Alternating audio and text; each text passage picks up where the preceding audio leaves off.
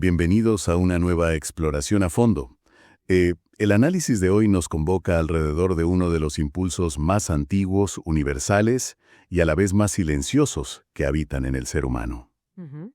Se trata de ese deseo casi instintivo de que el paso por el mundo tenga un peso real, de que la existencia, digamos, no pase desapercibida. Claro, es una urgencia constante. Es asombroso observar cómo, si lo pensamos de forma un poco más detenida, desde la construcción de las antiguas pirámides de Egipto hasta la forma en que se cuida un perfil en redes sociales en la actualidad, subyace exactamente la misma necesidad visceral, la necesidad de dejar un legado. Totalmente. Y para abordar este inmenso tema hoy, contamos con un texto extraordinariamente breve, pero de una densidad filosófica verdaderamente abrumadora. Sí. La misión de este análisis es diseccionar la colisión frontal que plantea este documento, porque por un lado expone esa agotadora necesidad humana de construir una identidad a base de méritos, y por otro introduce un cambio de paradigma radical fundamentado en un concepto tan complejo como antiguo, que es la gracia. Pues, a ver, es una misión que merece toda nuestra atención, sin lugar a dudas. Lo que hace que este documento sea tan relevante hoy no es meramente su contenido teológico o filosófico, sino la precisión quirúrgica con la que actúa como un espejo de la psique moderna. Efectivamente. El texto nos va a obligar a cuestionar los cimientos mismos sobre los que el ser humano contemporáneo construye su identidad diaria. Vivimos en una era definida por el rendimiento, la hiperproductividad y esa necesidad constante de ser visibles. En este contexto, el documento plantea una crítica muy afilada a lo que la sociedad define hoy como éxito vital. Ya.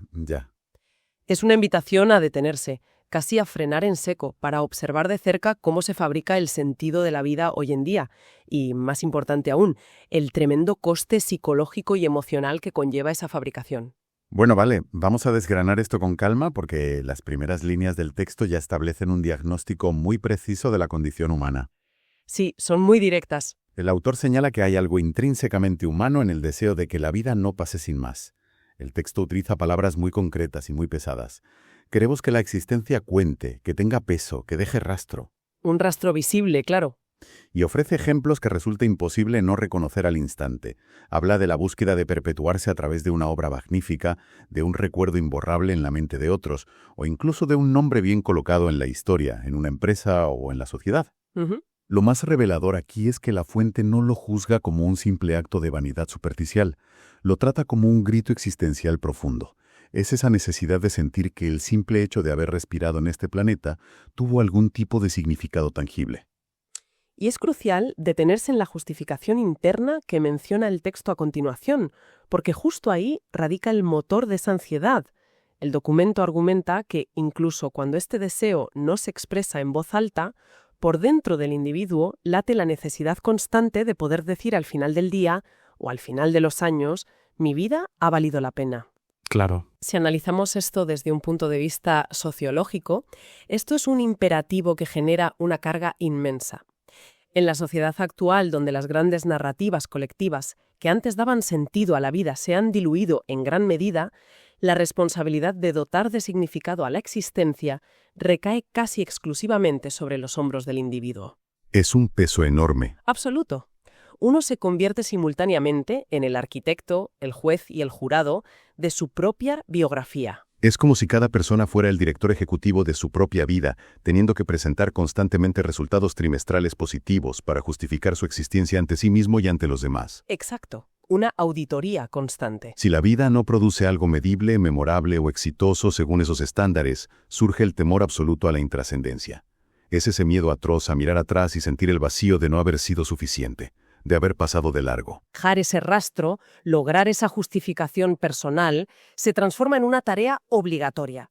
Ya no es una opción o un deseo noble, es un mandato vital. Y esto empuja a una hiperactividad existencial de la que hablábamos. La vida se convierte en un proyecto que hay que optimizar sin descanso. Porque claro, si el proyecto falla, parece que el valor de la persona entera se desmorona. Y es esa sensación constante de no ser suficiente la que nos lleva al origen del problema, tal como lo define la fuente de hoy. El texto introduce aquí la figura de lo que denomina el hombre natural. Un concepto clave. Señala que este impulso frenético por la trascendencia no nace de un lugar pacífico ni reflexivo, sino de un motor muy específico y problemático, que es el yo, el ego. Nos dice que este hombre natural vive empujado por una urgencia constante.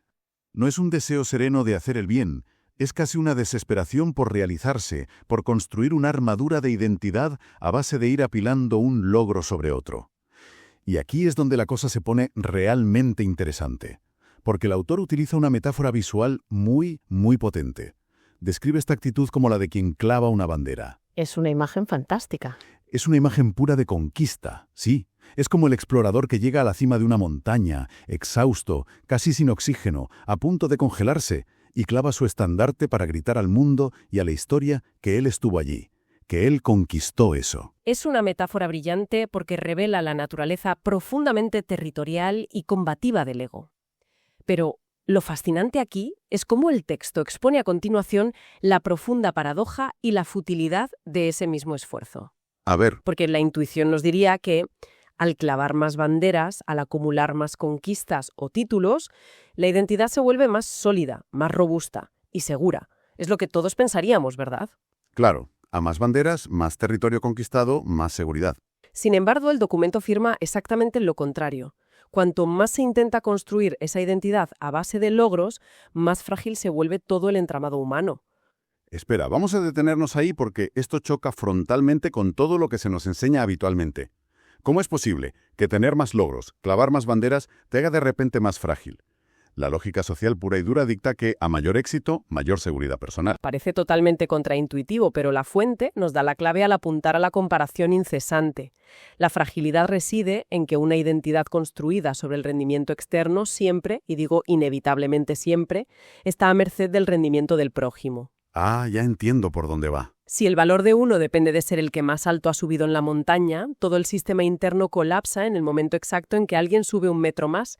Siempre habrá alguien que haga más, alguien que llegue más lejos o alguien que deje una marca mucho más visible en la historia. Totalmente. Es una carrera que sencillamente no tiene línea de meta, y la frase demoledora con la que la fuente resume esta dinámica es irrefutable.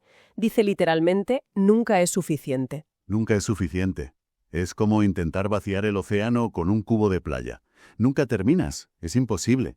Ese es el drama central del hombre natural del que habla el texto, que habita en un estado de insuficiencia crónica y agotadora. Sí, Porque el ego al final del día se nos presenta como un pozo sin fondo que no se llena jamás con banderas externas.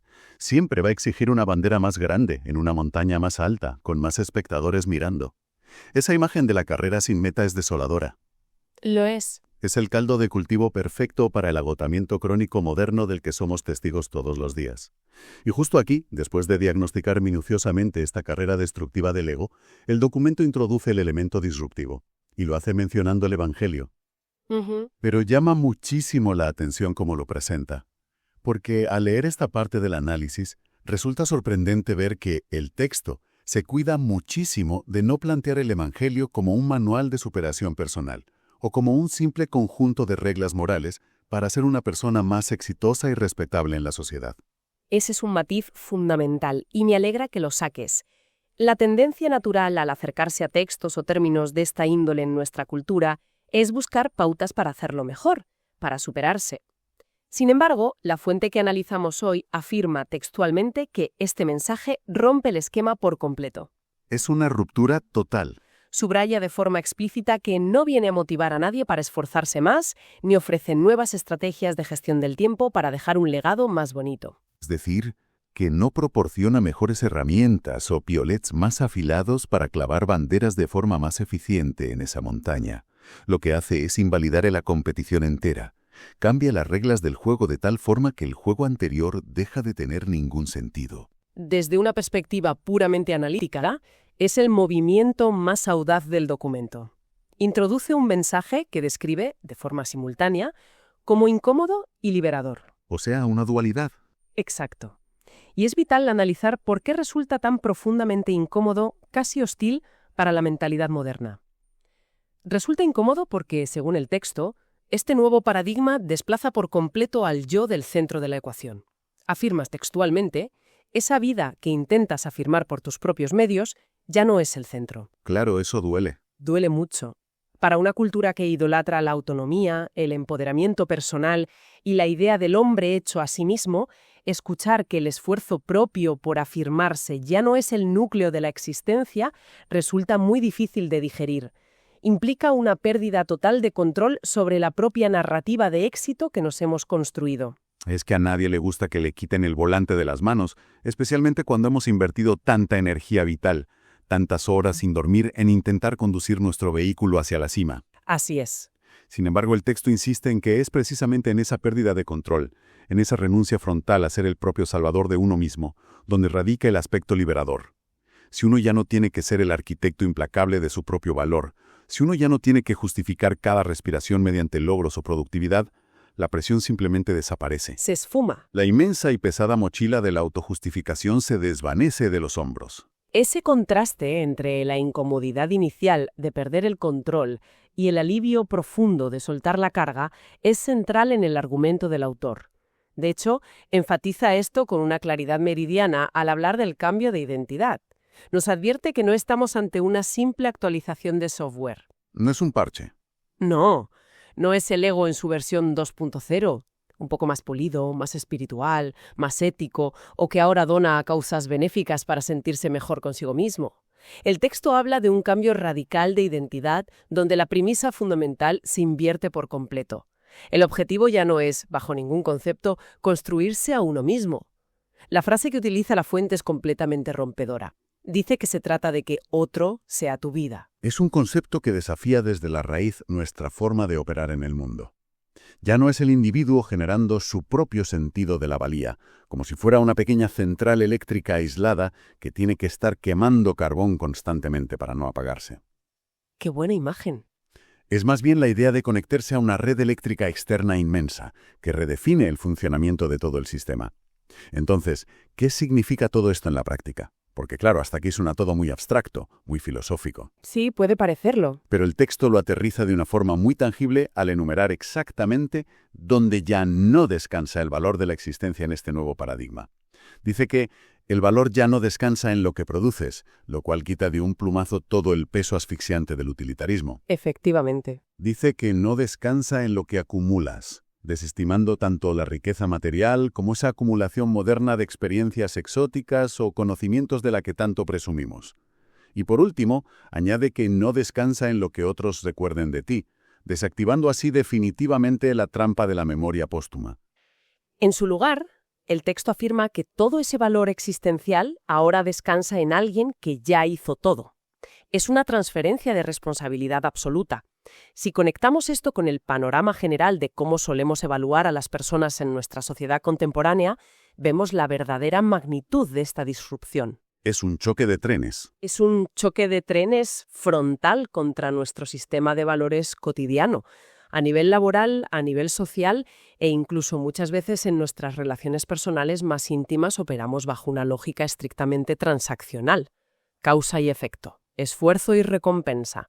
Se nos infunde desde la infancia que valemos exactamente la suma de lo que aportamos al sistema. Exacto. Es como si el valor se alquilara mediante el rendimiento diario, pero nunca se llegara a poseer del todo. Siempre tienes que renovar el contrato de tu propia valía. Tal cual. Pero este texto plantea un escenario insólito donde esa lógica transaccional colapsa por completo.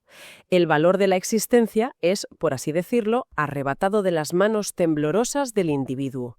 Ya no depende de lo bien o mal que uno juegue las cartas de la vida, ni de sus aciertos o sus fracasos morales. El valor se traslada a un plano donde el trabajo principal de justificación ya está concluido de antemano por un tercero. Es fuerte esto. Y es esa transferencia la que provoca lo que el texto denomina un descoloque total en la psique humana. La expresión que utiliza el autor aquí es magnífica. Nos dice que esta nueva realidad nos deja sin currículum espiritual. Me encanta esa imagen del currículum espiritual. Pensemos por un momento en lo que es un currículum en la vida real, en el mundo laboral. Sí. Es esa hoja cuidadosamente editada y formateada donde enumeramos nuestros méritos, nuestros títulos, nuestros logros pasados y, por supuesto, donde ocultamos cuidadosamente nuestros fracasos o los vacíos temporales, todo para demostrar que somos dignos de ser contratados o reconocidos por una empresa. Una carta de ventas personal. Claro. Si trasladamos esto al plano existencial o relacional, es como presentarse en una reunión de amigos repartiendo copias de tu currículum impreso para convencerles de que mereces su amistad. Resulta absurdo, frío y hasta ridículo.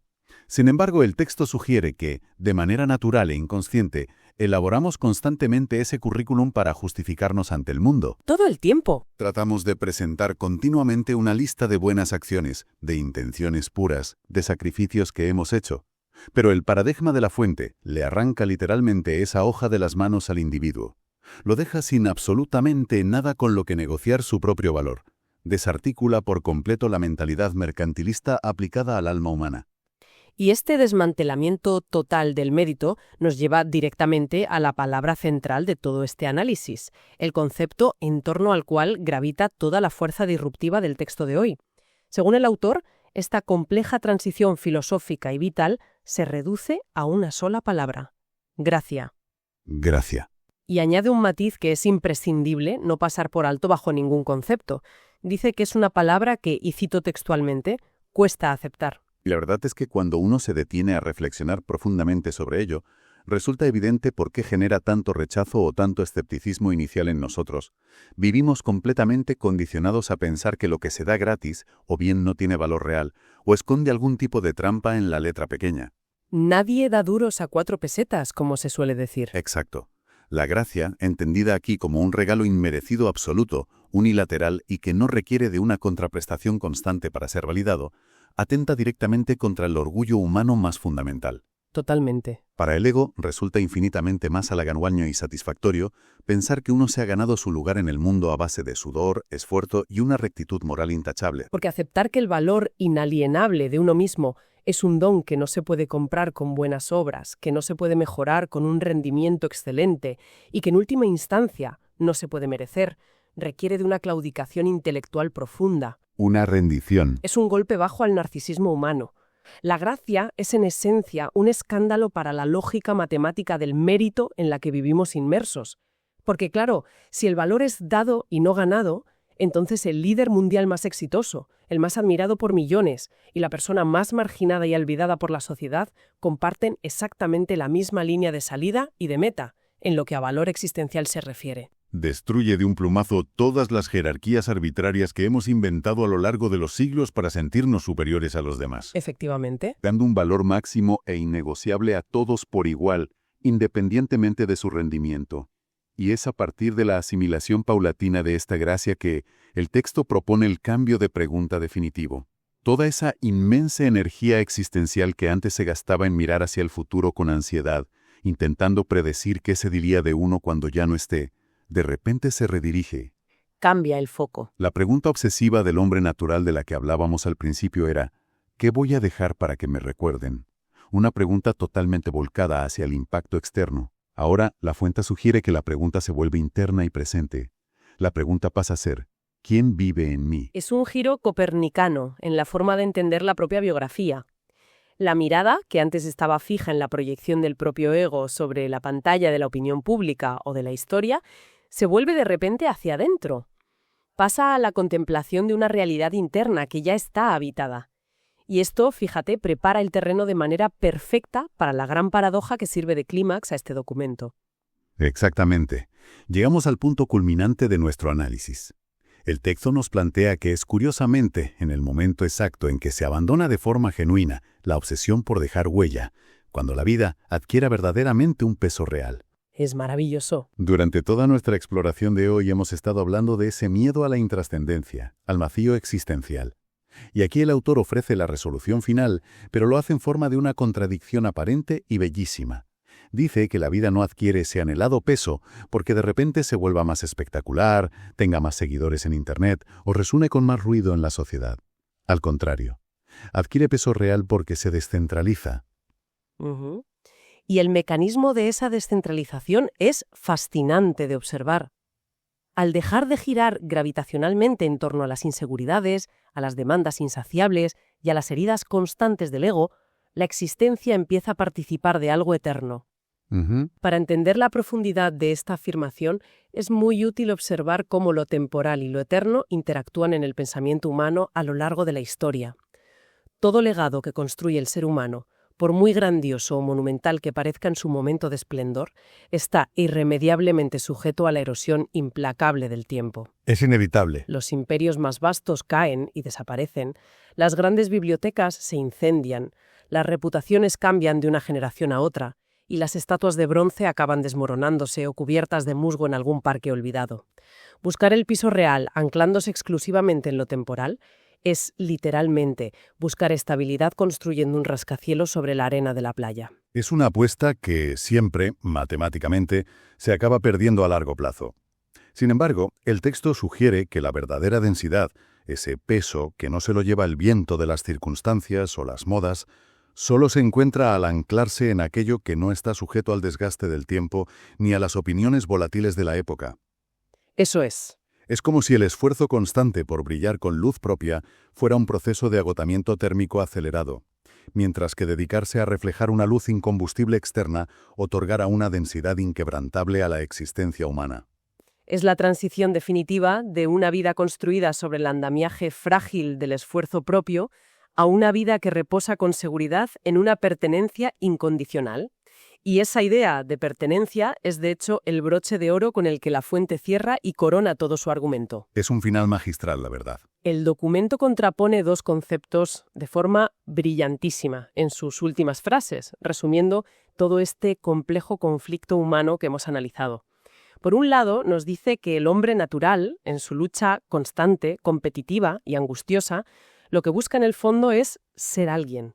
Quiere erigirse como un pilar independiente, un monolito de piedra que se sostiene solo frente a los elementos. Y en contraposición frontal a eso, el mensaje que hemos estado desgranando hoy propone algo totalmente distinto. Afirma que el individuo, bajo esta nueva óptica transformadora de la gracia, ya pertenece a alguien. Esta distinción sutil pero abismal entre el verbo ser, entendido como logro individual, y el verbo pertenecer, entendido como estado de relación, sintetiza perfectamente el núcleo de todo el debate.